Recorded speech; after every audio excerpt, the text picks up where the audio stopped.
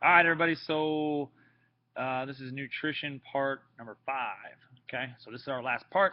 We went over the overview of everything. We went over high days, no days, where to get our calories from, things of that nature. So now we are going to go over where to actually put the food and what days it all should fall on. Okay, so to have that fluctuation throughout the week like we wanted, and like we talked about keeping the body guessing, we are going to go into what we consider to be our splits. So you have your workout splits and you have your food splits. So for you guys that have questions and are having issues with the food, the first thing I'll probably ask you is, do you have it logged on MyFitnessPal, which we've talked about that needs to be done, and then also, what split are you on or what day are you on?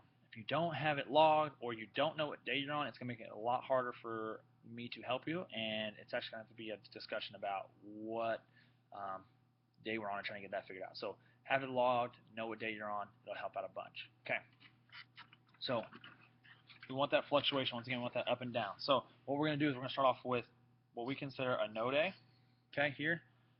Okay, a no day here. And then we have a high. All right. And then a no, a no, a no. Okay, and then a high. Okay, so 1, 2, 3, 4, 5, 6, 7. There's your 7 days right there. So there's your breakout there on how you should be eating. Now, what day these all fall on are going to be different for everybody. All right, so you don't have to do it exactly. This doesn't have to be. This is over here doesn't have to be Monday, Tuesday, Wednesday across the board. What I would suggest is I would suggest spacing these out, and I would suggest putting these days here somewhere on a day where it may fall on the weekend or it may fall on a day where you're not going to work out. Okay, so you definitely want to make sure that these days here, these high days, fall on days that you work out. So let's say, for instance, that you come Monday, Wednesday, Friday. Okay, I would definitely try to make this fall on that Monday. Here's your Tuesday. There's your Wednesday. Okay, there's your Friday, and then let's say you come on a Saturday and you hit a Saturday workout.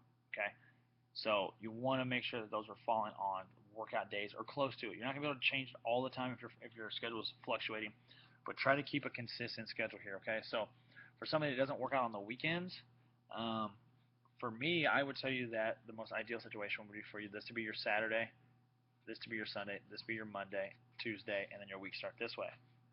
Okay. Now everybody's gonna be different. They're not gonna be able to follow that kind of structure. So if you don't have anything that's gonna adjust or like mess that up, and you're coming 7 days a week, don't worry about it. Okay. Now just go ahead and go Sunday, Monday, Tuesday, Wednesday, all the way across the board. Okay. So now this series of days here are going to be different. Everybody's going to feel a little bit different on these days and on these splits. Okay. This is typically going to be where a lot of you guys are falling. When I say guys, especially guys, you guys are going to fall in this area and you're going to feel certain ways. Guys, you'll probably feel like you're less energetic. You'll feel like you'll feel small. You'll feel like you have no energy. You're not strong. Things like that. So that's going to be pretty common in this area. So if you're feeling that, that is part of it. Okay. Let me know though if you're feeling it, so that way we can see if we need to adjust anything in this location here. Okay. Ladies, a lot of times you guys will actually enjoy this area a little more than the guys do. Once again, waking up in the morning, like I've told a few of you guys already, this right here, this day here, the morning of after these 3 no days, that's whenever you should be looking at yourself in the mirror and trying to figure out, do I feel like my skin's tighter? Do I feel like I'm smaller in the waist? Do I feel like I'm seeing some huge benefits in some areas that I haven't seen in a while? Okay, so that is your split, and those are the days that you're trying to kind of feel the differences in. Okay, now if you're going throughout this day here, and let's say this high day, you're starting to eat, and you feel like you're getting lethargic, and you feel a little more tired as the day goes on, or you can't get all the carbs in. Once again, we need to have a discussion about these certain days here, but this is the base model for you guys' split, and then these days will fluctuate for some of you guys, and some of you guys it may say the exact same, and you'll see awesome results on that split. Okay. Now, big piece on that once again is MyFitnessPal. Don't try to go into MyFitnessPal and log um, high day, low day, no day, okay, and like as you go, all right? You're better off logging the day, okay? What I put in the book and the manual for all you guys is day 1, the very back, okay? There's a day 2, and there's a day 3, okay? Your day 1, okay, is basically considered a high day. Okay, your day 2 is basically considered a no, and your day 3 is another no, all right?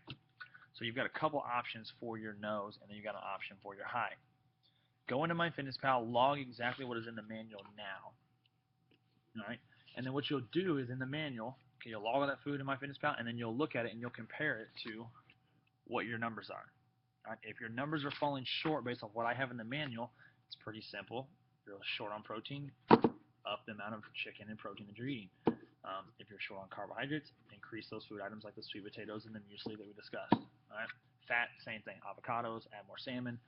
If you feel like your numbers are really far off from where the book's at, let me know, and I can let you know if that is usual or if something is kind of up or maybe the numbers got off somewhere. But log those days, and then what I would recommend is logging those days and those being your base days. Okay, those are your base days, and then I would have you then log probably 1 or 2 other days. This is typically what I do with clients that want these like pretty high-end detailed diets with a bunch of different days. I will log those base days, and then I will log another 3 to 4 days for a no day and like a carb day, and kind of give them some fluctuation a little bit. All right, and that lets them kind of go through and see, okay, if I'm doing this, I gotta eat this, this, and this. All right, now plan your day out is what everybody should be doing anyways. So you should be logging your food the day before. If you have lunch already logged and you're planning on taking lunch, it should be in MyFitnessPal. If something comes up and you have a business meeting or whatever that comes up and you had to go to Chick-fil-A or somewhere else, then that's understandable. You'll pull that food out and then you'll replace it with what you ate, and you'll make sure that you're hitting the calorie intake that you need. But log your food the day before, because if you log it, that means that you intend to eat it. If you don't log it, that means there was really no intention and no plan to really eat it, and that's what causes us to not see the results that we want. All right, so there is our nutrition class all rolled into 5 videos total. You have your splits. You guys have your numbers that you guys have to now hit. So go through them all, do those numbers. If you come to me and you want me to do the numbers for you, it's going to be a little bit harder for me to do them. I would love to help everybody do their numbers exactly, but bring to me your form or your piece of paper that you've been doing the numbers on and tell me, hey, here's where I'm catching the issue and I can't see this number. A few of you guys have already done that. You guys have started doing the numbers and just hitting some snags. I know Jamie's made a couple cheat sheets for himself, and he's sent it out to a few people to help out. We really appreciate that, Jamie.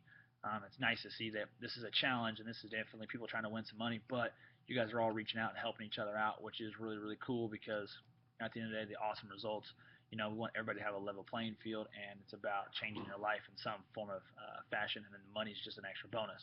So keep it up, guys. 90 days, like I said, a little over 30 days in. Good luck.